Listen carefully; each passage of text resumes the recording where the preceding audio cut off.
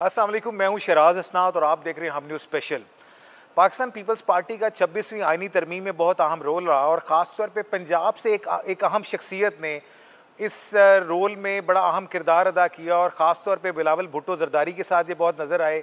इस अहम शख्सियत का इस 26वीं आईनी तरमीम में क्या रोल था और कब तक ये पीपल्स पार्टी के साथ हैं, रहे हैं और रहेंगे, और किस तरह ये पीपल्स पार्टी को पंजाब में दोबारा से एक मजबूत जमात बनाने के लिए गोशा है, तो हम इससे बात करेंगे। हमारे आज के मेहमान हैं गवर्नर पंजाब सरदार सलीम हैदर खान।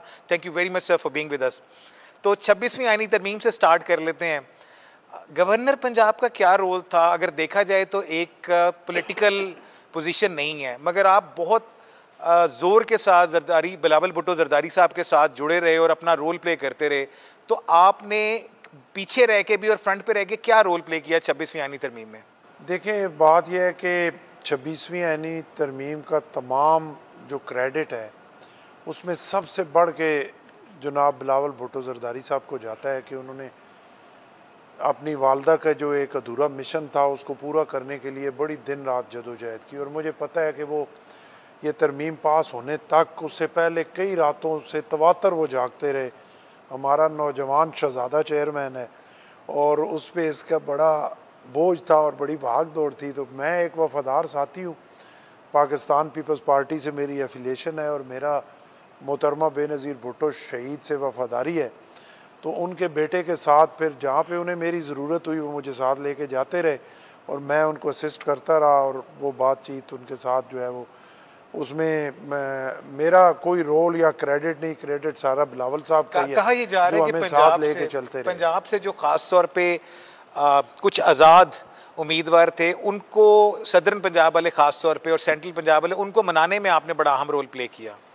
नहीं देखेंगे, ऐसी कोई बात नहीं है। वो सारे लोग जो हैं ख़ुद से ही अब सियासत ऐसी हो गई है पीटीआई के हवाले से भी, और चीज़ें लोगों को सामने नज़र आना शुरू हो गई हैं कि अब इस मुल्क पे ना ये वाली चीज़ ज़्यादा चल नहीं सकती कि एक चीज़ जो है वो सामने नज़र आ रही हो कि इसकी वजह से हमारे मुल्क का नुकसान हो रहा है। और ये सियासत नहीं है, ये पॉइंट स्कोरिंग है। और जहाँ पे नेशनल इंटरेस्ट है, जहाँ पे मुल्क का मसला है, वहाँ भी ज़ाती अना को पसंद नापसंद को आगे लाया जा रहा है। तो फिर यकीनन लोगों ने जो है वो स्विच ऑफ करना है। और कितनी देर तक वो इसमें बैठे रहेंगे कि जी नहीं हम जो है वो इनके साथ हैं और इनके नाम पे वोट्स लेके आए हैं और सारा कुछ है। लेकिन ये तो नज़र आ रहा है ना कि अपना मोहम्मद बिन सलमान आए तो एहतजाज, चाइना के सदर ने आना हुआ एहतजाज, मलेशिया के प्राइम मिनिस्टर ने आना हुआ एहतजाज, शंघाई कॉन्फ्रेंस ने था एहतजाज, और उन्हीं दिनों में स्पेशल एहतजाज। तो लोग फिर कितनी टाइम तक पागल बने में, उसमें किसी का भी कोई नहीं है। जो MNAs हैं उनको पता है कि अगर मुल्क को ख़राब किया जा रहा है तो आखिर हमारे लिए तो मुल्क सबसे मुकद्दम है ना। सर, कहा ही जा रहा है कि ये फ्लोर क्रॉसिंग है। इलेक्शन कमीशन ने जानबूझ के उनके नोटिफिकेशन जारी नहीं किए थे जबकि वो PTI के थे कि ताकि कहीं ना कहीं उन पे नाअहली की तलवार 63A के तहत ना लगे। देखिए, बात यह है कि ये तो एक झगड़ा काफ़ी टाइम से चल रहा है। सुप्रीम कोर्ट का फैसला होता है, उसमें इलेक्शन कमीशन की अपनी राय होती है और वो बार बार सुप्रीम कोर्ट के पास गए भी। एक पार्लियामेंट ने फैसला किया, ज़ाहिरी तौर पे जो आइन में हमें बताया गया कि पार्लियामेंट सुप्रीम है और कानून साजी पार्लियामेंट ने करनी है, गलत करे या सही करे। इस डिबेट में हम नहीं जाते कौन सा गलत है कौन सा सही है। लेकिन ओवरऑल इन प्रिंसिपली जो अपना आइन में दर्ज है वो ये है कि कानून साजी पार्लियामेंट ने करनी है, उसकी तशरीह कोर्ट्स ने करनी है, सुप्रीम कोर्ट ने करनी है। तो इलेक्शन कमीशन उनके पास गया कि पार्लियामेंट ने ये फ़ैसला किया है और आपने ये फ़ैसला किया है, मैं पार्लियामेंट की मानूँ या आपकी मानूँ। उस वजह से एक बहुत सारा एक आनियाँ जानियाँ लगी रही उस पर काफ़ी टाइम। और मैं तो कोई इतना लीगल मैटर का एक्सपर्ट हूँ भी नहीं, मैं उस पर ज़्यादा तबसरा कर भी नहीं सकता। तो वो जो एक सुप्रीम कोर्ट का डिसीजन और साथ इलेक्शन कमीशन का है, ये सारी चीज़ें उसके अंदर ही है। तो अब ज़ाहिर है इन्होंने जिन लोगों ने इधर वोट्स दिए हैं इनके ख़िलाफ़ वो जाएंगे। और चीज़ें कोर्ट्स में PML जाएंगी। तो चली भी गई है ना अपने एक रुकन के खिलाफ, उसके खिलाफ चले गए तो वो चीज़ें फिर सामने आ जाएंगी कि उसमें क्या होना है। अच्छा सर, एहतजाज की हमने जब बात की तो हम क्यों नहीं, और पीपल्स पार्टी हमेशा से टेबल टॉक की बात करती है, तो हम क्यों नहीं PTI को टेबल टॉक पे लेके आते और what ever the reservations they have हम सॉर्ट आउट करें ताकि ये एहतजाज खत्म हो। बिल्कुल आप ठीक कह रहे हैं। PTI को तो देखें, टेबल टॉक पे बिलावल साहब बड़ी अपनी ज़बरदस्त स्ट्रेटजी से ले आए कि वो डायरेक्ट शायद PTI को अंगेज करने की कोशिश करते तो PTI ने नहीं मानना था, क्योंकि वो जब इधर से सारा कुछ अभी करके भी गए हैं तो खान साहब ने कहा कि तुम लोग अगर ये करोगे तो मैं तो फिर अंदर ही रहूँगा, मैं तो बाहर तब आऊँगा जब तुम एजिटेशन करोगे, तुम रोलर अपर डालोगे और तुम उनके साथ मिल के कोई चीज़ें करोगे तो मैं तो फिर नहीं आ सकता। तो PTI डायरेक्ट तो अंगेज नहीं हो सकती, जो मर्ज़ी आप कर लें। उन्होंने एक जो है रोज़ाना की बुनियाद पर वो अपनी बात करते हैं कि इनसे नहीं बैठना, कभी चोर बनाते हैं, कभी करप्ट बनाते हैं, कभी फॉर्म 47 बनाते हैं, कोई ना कोई रास्ता निकाल लेते हैं बात ना करने का।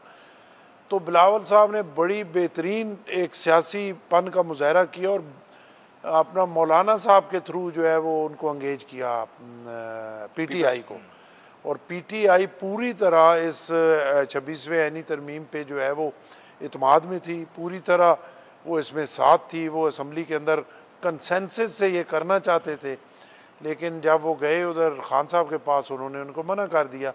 तो PTI अंगेज तो है, और अब आगे जाके इन धरनों, इन जलसे जुलूसों के हवाले से भी ज़रूर उनको अंगेज जो है वो किया जाएगा, और वो हैं भी। लेकिन फिर उन पे हतमी फ़ैसला खान साहब का आता है। खान साहब जेल के अंदर है, उन्होंने बाहर आना है, तो वो कभी ये नहीं चाहते कि PTI जो है वो आराम से बैठ जाए। सर अगर हम बात करें पार्लिमानी सियासत की, तो जितना बिलावल भुट्टो इस दफ़ा एक्टिव नज़र आए, कहा यह जा रहा है कि शायद अगली बारी उनको दी जाए। आप बिलावल भुट्टो को कब प्राइम मिनिस्टर देख रहे हैं? देखिए, अगली बारी की बात नहीं है। जब पाकिस्तान की अवाम ने हमें वोट दिए, पीपल्स पार्टी जीत के आई, तो इंशाल्लाह बिलावल भुट्टो ही इस मुल्क के वज़ीर आज़म होंगे, और मुझे इसमें कोई दूसरी राय भी नहीं है और मुझे कोई डाउट भी नहीं है कि इंशाल्लाह अगला इलेक्शन जब भी होना तो 4 साल बाद है। और आप उससे पहले नहीं देख रहे इलेक्शन? नहीं, होना भी नहीं चाहिए। देखिए ना, ये इलेक्शन का मुतम्मिल ये मुल्क नहीं हो सकता। हम शायद जल्दी में हूँ, मैं एक बहसीत पॉलिटिकल वर्कर और एक पीपल्स पार्टी का एक नज़रियाती जाला होने की हैसियत से मेरी बड़ी ख्वाहिश है, मैं सबसे ज़्यादा जल्दी में हूँ कि बिलावल साहब अगले 6 महीने में इस मुल्क के प्राइम मिनिस्टर बने। लेकिन जब मुल्क के लिए सोचना है तो फिर इलेक्शन टाइम पे होना चाहिए। इन हाउस चेंज भी नहीं देख रहे आप? देखिए, इन हाउस चेंज की हमारी ख्वाहिश ही नहीं है। हम इस कोलिशन गवर्नमेंट के साथ हैं, हम इनको सपोर्ट कर रहे हैं और हम इनको सपोर्ट करते रहेंगे। लेकिन कैसी कोलिशन गवर्नमेंट है जो वफाक में तो आपसे पूरे बेनिफिट ले रही है मगर पंजाब में आपको कुछ देने को तैयार ही नहीं है? देखिए, ये तो फिर उनकी अपनी नीयत है ना। हम उनको सारा कुछ दे रहे हैं, हम वफाक में भी दे रहे हैं, पंजाब में भी जहाँ उनको ज़रूरत होती है हमारी तरफ से उन्हें कोई परेशानी नहीं है। वो अगर नहीं देना चाह रहे तो ये हम उन्हीं पे छोड़। लेकिन सर ये तो डील का हिस्सा था ना कि पंजाब में आपको ये बेनिफिट दिए जाएंगे। बिल्कुल, वो हमारा हक है, और उस पर एक बड़ा मकसद था। 26वीं ऐनी तरमीम में लीडरशिप उस पर लगी हुई थी, तो अब हम उम्मीद करते हैं कि जो चीज़ें डिसाइड हुई उन पे फिर जो है वो लीडरशिप बैठेगी। यानी अब पंजाब के मामलात गवर्नर पंजाब और CM पंजाब की कमेटी से निकल के बिलावल भुट्टो जरदारी साहब और प्राइम मिनिस्टर साहब के दरमियान होंगे? जी बिल्कुल, बिलावल भुट्टो जरदारी साहब और प्राइम मिनिस्टर साहब के दरमियान, या बिलावल भुट्टो जरदारी साहब और मरियम नवाज साहब के। ठीक, अब इन्होंने होना वहीं पे ही है, जो आना होनी है वहाँ पे हो जाए। सुना है चेयरमैन सेनेट को भी इतराज़ है, वो भी कुछ पोस्टिंग चाह रहे थे। हसन मुर्तज़ा बेचारे तो अक्सर कहते फिरते हैं कि मेरा एक DSP भी नहीं लग रहा। Same goes with a lot of workers over here. और बल्कि यहाँ तक हो रहा है कि जितने आप अहकामात दे रहे हैं लोगों को जेन्युइन रिलीफ देने के, उसमें भी रोड़े अटकाए जा रहे हैं। नहीं, मेरा ना, मैं सच्ची बात करने का आदी हूँ। जो मामलात हैं लोकली और जो आपने लोगों, मैं यहाँ पे बैठा हुआ हूँ ना, तो मैं अपने वर्कर से और पीपल्स पार्टी के दोस्तों से और पंजाब की गरीब आवाम से ज़्यादती नहीं होने दूंगा, और ज़्यादती हो भी नहीं सकती। अब मुझे तो ये गवर्नरशिप की पाबंदियाँ हैं, वरना अगर किसी के साथ ज़्यादती हो तो मैं तो उसके दरवाजे पे खड़ा हूँगा और अपने लोगों के साथ खड़ा हूँगा, मैं उसका एहतजाज करूँगा, उस पर स्टैंड करूँगा। वो नहीं हो सकता। इसमें तो कोई और दो राय वो नहीं, हो भी नहीं रहा कि आपके हल्के में हमने देखा कि किस तरह आज भी लोग आपके साथ इंगेज हैं, अटैच हैं, और बल्कि आपने अपने हल्के के अवाम के लिए जिस तरह गवर्नर हाउस के दरवाजे खोले हुए हैं, मेरा नहीं ख्याल इससे पहले कभी खुले हैं। और मैंने आपसे जिक्र भी किया कि मुझे एक मैसेज आया है कि वो हमारे शहर के हैं, उनका ख्याल रखिएगा। तो मेरे लिए बड़ा सरप्राइजिंग था कि एक वर्कर मुझे देख रहा है कि मैं लाहौर में बैठा हूँ और आप यहाँ पे इवन गवर्नर हैं, but he sending me a message being a journalist I am going to support you as well. So बड़ी एफिलेशन शो करता है ये आपके साथ। आप unfortunately you couldn't succeed in the last election और फिर आप इस पोजीशन पे बैठे हैं। मकसद ये है कि पंजाब में अपने एक लॉयल तरीन वर्कर के जरिए एक पोजीशन पे बिठा के पीपल्स पार्टी को स्ट्रॉन्ग करना। What are your plans for the coming 5 years to strong Peoples Party in Punjab? देखिए, सबसे पहला प्लान तो मेरा ये था कि पीपल्स पार्टी का जो वर्कर है, मुझे इसमें कोई शक शुबा नहीं है कि पीपल्स पार्टी का कमिटेड वर्कर हर गली, हर कोने, हर महल्ले में बैठा हुआ है। मसला हमारे साथ ये हुआ, ये एक लंबी डिबेट है, उसमें मैं बात लंबी हो जाएगी। किसी हमारी पॉलिसियों की वजह से, हमारे फैसलों की वजह से वो डिसार्ड हो गया, वो घरों में बैठ गए। मेरा सबसे पहला फेज़ ये था कि मैं उनकी उस मायूसी को ख़त्म करूं, उन्हें घरों से निकाल के बाहर लाऊं और पार्टी के लिए वो जिस तरह अपने थड़ों पे बैठ के, होटलों में बैठ के, अपना रेडियो वाले के साथ बैठ के उसको पीपल्स पार्टी की बात सुनाते थे, उनको कैल करते थे, भुट्टो साहब की, मोहतरमा बेनज़ीर भुट्टो, गरीब की पार्टी, गरीब की पार्टी, और गरीबों को बताते थे ये आपकी पार्टी है, वो वाली कंपेन और तबलीग वो शुरू करें। आज अल्लाह के फजलो करम से मैं सेटिस्फाई हूँ। इससे अगले स्टेप में फिर जाएंगे, चेयरमैन साहब से उनसे मीटिंग करके कोई चीज़ें डिसाइड करेंगे। मैं यही पूछना चाह रहा था, अभी तो कोई बड़ी शमूलियत नहीं हुई गवर्नर हाउस में पीपल्स पार्टी के अंदर? शमूलियतें जो है वो तैयार हैं। अच्छा, बिल्कुल। पीटीआई से या नून से? मुख्तलिफ हैं, लेकिन अभी हमारी जो क़यादत है, चेयरमैन साहब वो टाइम नहीं दे रहे क्योंकि वो इसमें लगे हुए थे। तो मेरे पास हैं लोग जो है, मैं कुछ लोगों को शामिल कराना चाहता हूँ, और अब चेयरमैन साहब दुबई से वापस आते हैं, वो टाइम देते हैं तो फिर उसको सर, आप बात कर रहे हैं पार्टी को ग्राउंड लेवल पे दोबारा से रीइंस्टेट करने की। बिलावल भुट्टो जरदारी साहब का जो लाहौर का इलेक्शन था, वो आपके ख्याल में फॉर्म 45 था या 47 था? वो फॉर्म 47 था। ओके, सो आप भी अपने आप को फॉर्म 47 के विक्टिमाइज समझते हैं यहाँ पे? देखिए, इस इलेक्शन पे तो बड़ी उंगलियां उठी हैं ना, और हर इलेक्शन पे उठी हैं। पाकिस्तान में मैं समझता हूँ ये बदकिस्मती है, ये मुल्क का नुकसान है कि मेरी ख्वाहिश होगी और मैं चेयरमैन साहब से इसका तकाजा भी करूँगा कि जिस तरह अभी 26वीं आईनी तरमीम हुई है, अगली तरमीम एक होनी चाहिए। यानी हम 27वीं तरमीम एक्सपेक्ट करें? बिल्कुल करें, मेरे तय हो तो मैं तो कहूँ कि ज़रूर हो। और उसमें क्या अहम निकात लाना चाहिए? उसमें सबसे अहम नुकता जो है वो इलेक्शन के हवाले से हो कि इलेक्शन ऐसा हो कि कोई उस पर उंगली ना उठा सके, सबको मानना पड़े कि ये इलेक्शन फ्री। तो वो इलेक्ट्रिक मशीन का मंसूबा तो था पीटीआई का, उसको आपने कर लेना था, उसमें क्या बुराई थी? देखिए, अब मैं तो उस पर इलेक्ट्रिक मशीन जो है वो यहाँ भी तो देखे ना, अपना अगर 100 व्यूज़ हों तो उनको 1,10,000 बना लिया जाता है। तो लेकिन सर वो तो कह रहे थे वो इंटरनेट से कनेक्ट ही नहीं होंगी, तो वो तो जो वोट, और दुनिया के कई मुल्कों में वो इस्तेमाल हो रही है, इंडिया में इस्तेमाल हो रही है। देखिए, दुनिया के कई मुल्कों में वो मशीन तो इस्तेमाल हो रही है, लेकिन दुनिया के कई मुल्कों में, अक्सरियत मुल्कों में ये वाला भी तो इलेक्शन हो रहा है ना, वहाँ पे तो उंगलियाँ कोई नहीं उठती। अभी अमेरिका में होगा, यूके में होगा, यूरोपियन कंट्री में होगा, फ्रांस में होगा, ये वाला इलेक्शन ही होगा, लेकिन कभी किसी ने नहीं कहा इसमें धांधली हुई।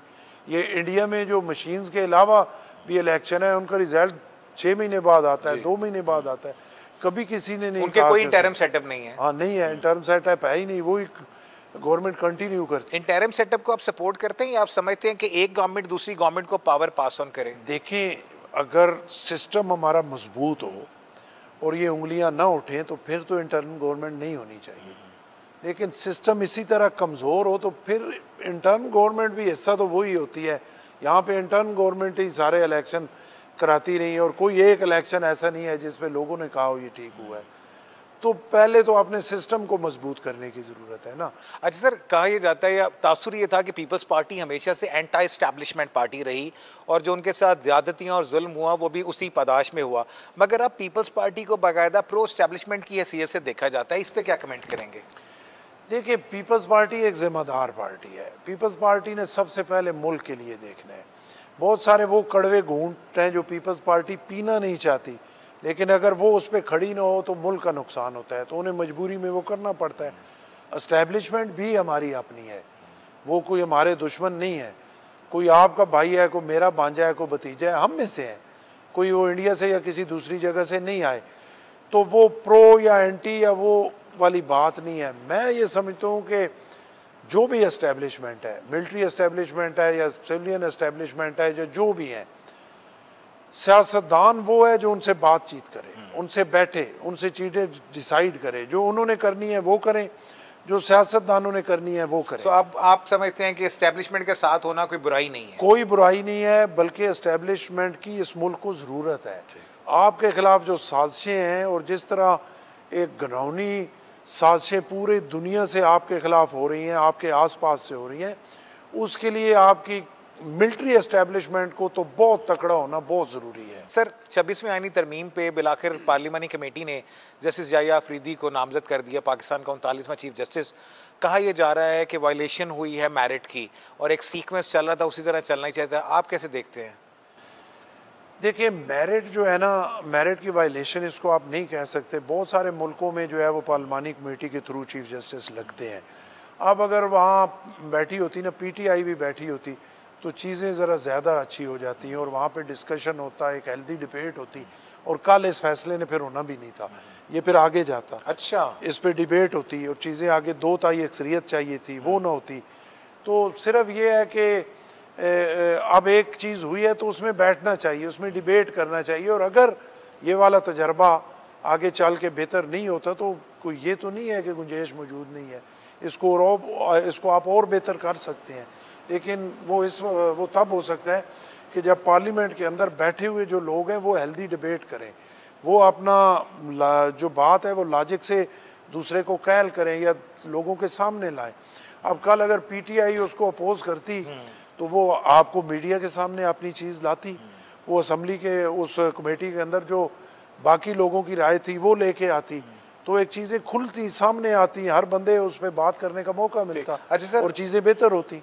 थोड़ी सी हम पंजाब गवर्नमेंट की तरफ वापस आते हैं। वीसीज ऑफ द यूनिवर्सिटीज़, एक अजीब सा मामला फंस गया, समझ नहीं आ रही कौन सही है कौन गलत है। आप ये दावा करते हैं कि गलत नॉमिनेशंस हो रही हैं, वो दावा करते हैं कि हम मेरिट के मुताबिक भेज रहे हैं। रियलिटी क्या है? देखिए, वीसीज ना, इस पे तो बहुत लंबी बातचीत काफ़ी हो भी चुकी है और मैं ईमानदारी से इसके हक़ में भी नहीं हूँ। मुझे ये परेशानी है, मैं इस पे कोई खुश नहीं हूँ। जो चीज़ें लंबी हो रही हैं इनको नहीं होना चाहिए था। और वीसीज जो है वो मेरिट पे और उन लोगों को लगाना चाहिए था कि जिस पे कोई उंगली ना उठा सके। एक प्रोसेस हुआ, मैंने उस पर बहुत सारी बातचीत जो है वो कर दी और मेरे लिए अब मुनासिब नहीं है कि मैं फिर उस पर जो है वो चीज़ें जो सर्च कमेटी और नीचे से जो हुई और जो गिले, लेकिन अभी आपने फिर कोई 3 समरीज रिजेक्ट की हैं? नहीं, मैंने सारी रिजेक्ट की हैं। 3 नहीं थी, वो 6 वो समरीज थी जो दोबारा मेरे पास आई और 6 फ्रेश थी, वो सारी। लेकिन वो तो वीसी लग गए सर।